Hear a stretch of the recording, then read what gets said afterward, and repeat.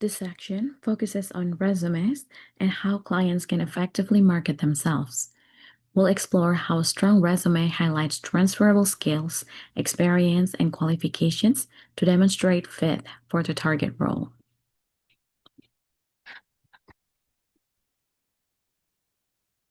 So, what's a resume?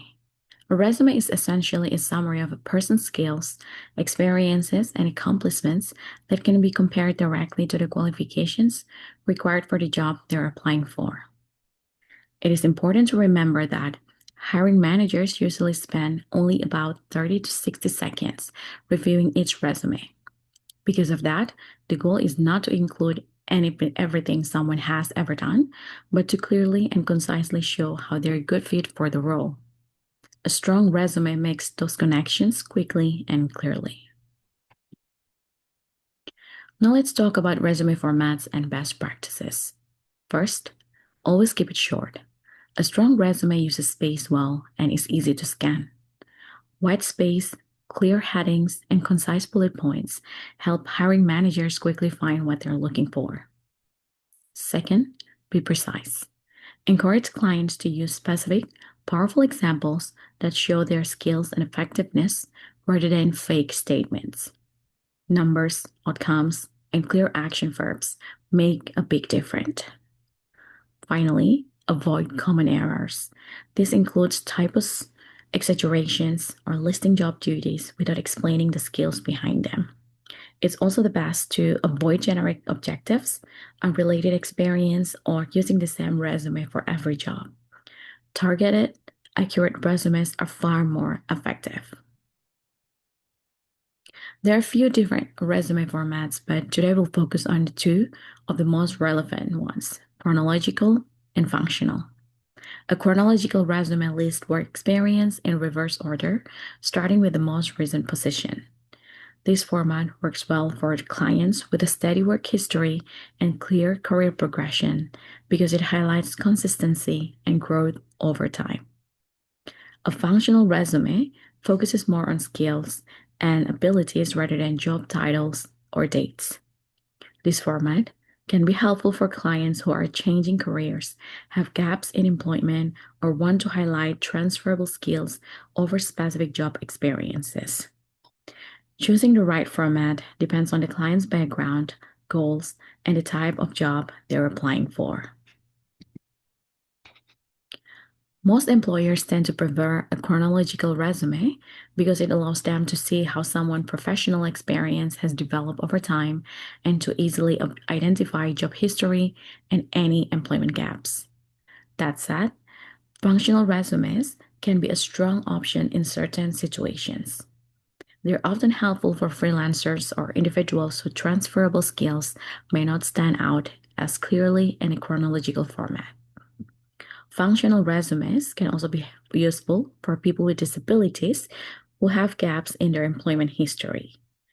This format allows them to emphasize skills and strengths while the emphasizing period of time when a disability may have limited their ability to work. Ultimately, the goal is to choose the resume format that best highlight the client's strengths and support their employment goals. This slide shows two typical forms of resume side by side. On the left side, you'll see an example of a functional resume. In this format, skills and achievements are grouped by category and presented first, while work experience is listed later. This approach is useful when someone wants to highlight their abilities and transferable skills rather than focus on dates or job titles.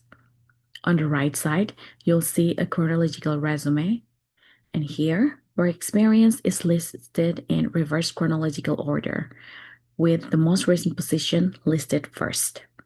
This is the format most employers are familiar with and often prefer because it clearly shows job history and progression. When supporting clients, it's important to help them choose the format that best showcases their strengths while still aligning with employer expectations. This slide shows the typical sections you'll see in most resumes: header, education, experience, and activities or skills. I'll explain to you each of the section in more details shortly. When it comes to resume format, it's helpful to remember that while many employers prefer chronological resume, they don't automatically roll out applicants who submit a functional resume. That said, a functional format can raise questions, so clients should be prepared to explain their background or choices clearly if asked. It's also important to emphasize that everyone should have a resume, even if they don't have a traditional paid work history. Volunteer work, internship, training programs, caregiving, and other life experiences can all be included and framed in a way that highlights relevant skills.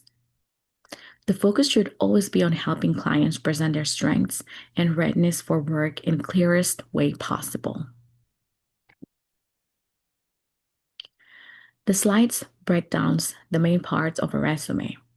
First, the heading includes the person's name and contact information. They should be clear, current, and professional. Next is the education section.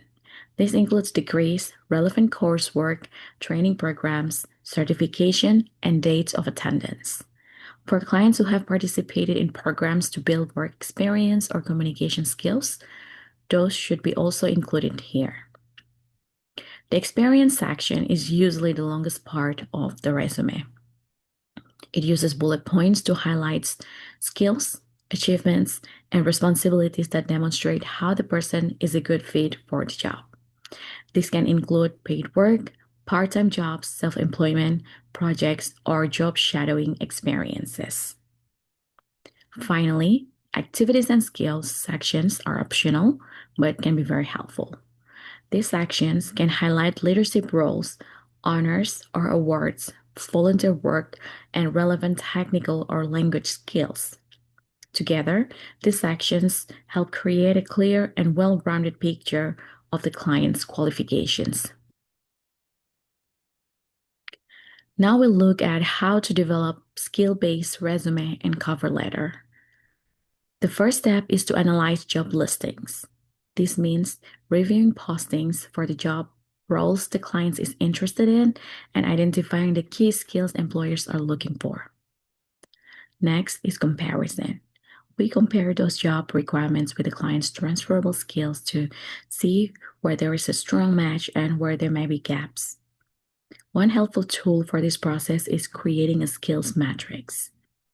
A skills matrix allows us to map the client's skills directly to job requirements, making strengths clear and highlighting areas that may need further development or explanations. This process helps ensure that both the resume and cover letter are targeted, relevant, and aligned with the specific job. At their core, interviews are an informal assessment of it. It is important to remember that both parties are assessing during an interview.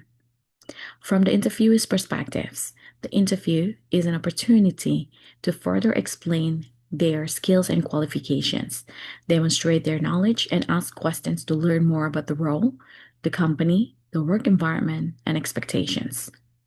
From the interviewer's perspective, the interview is a way to gather more information about the candidate's skills, experience, qualifications, while also sharing information about the organization and what it's like to work there. And like all human interactions, interview can go very well or sometimes not as planned. The goal is preparation, communication, and mutual understanding. When preparing for interviews, it's important to clients to practice explaining their transferable skills clearly and confidently. One helpful strategy is to prepare specific examples that show how their skills can be applied to the new role. Rather than speaking in general terms, examples make skills more concrete and believable. Researching the employer is also key. Understanding the organization mission, values, and how they operate help clients tailor their responses to show genuine interest in the role. A useful framework for structuring interview answers is the STAR method, which is situation, task, action, and result. This approach helps clients stay focused, organized, and clear when describing their experiences. Practicing this ahead of time can make interviews feel more manageable and increase confidence. This slide addresses what are often called illegal interview questions. Technically, the questions themselves are not always illegal, but asking them can open the door to bias and discrimination in hiring decisions. These type of questions often relate to protected characteristics such as race, ethnicity, country of origin, gender identity, sexual orientation, disability status, marital status, pregnancy, or age. Employers should not use this information when making employment decisions. If someone experiences discrimination in the workplace or during the hiring process, it's important to know that these experiences can and should be reported to the Equal Employment Opportunity Commission or EEOC. As professionals supporting clients, our role is to help them recognize inappropriate questions, respond thoughtfully, and understand their rights. There isn't one right response. Clients have options, and the best choice depends on the situation and what feels safest and most comfortable. One option is to answer the question if it seems the interviewer is asking innocently and trying to get to know the candidate. In those cases, it can be helpful to consider the intent behind the question before deciding how to respond. Another option is sidestep the question. This means politely declining to share personal information while still addressing the underlying concerns. For example, if asked about having children, a candidate might reassure the interviewer that their personal life will not interfere with their responsibilities of the role. A third option is the relevance of the question, by asking how it relates to the position or job performance. This can gently signal the question may be inappropriate and redirect the conversation back to job-related topics. Our role is to help clients practice these responses so they feel prepared, confident, and empowered during interviews.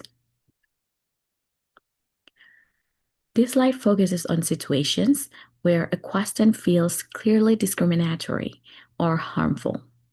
In those cases, it's okay to refuse to answer. A candidate can choose to redirect the conversation, change the subject, or if necessary, exclude themselves from the interview altogether. There are also some general tips that can help in these moments. Staying calm and professional can help maintain control of the situation, even when the question feels uncomfortable. It's often helpful to focus on the interview's underlying concerns, such as availability or job performance, rather than directly challenging the question itself. If appropriate, candidates can also refer to the company's equal opportunity policies to signal awareness of their rights.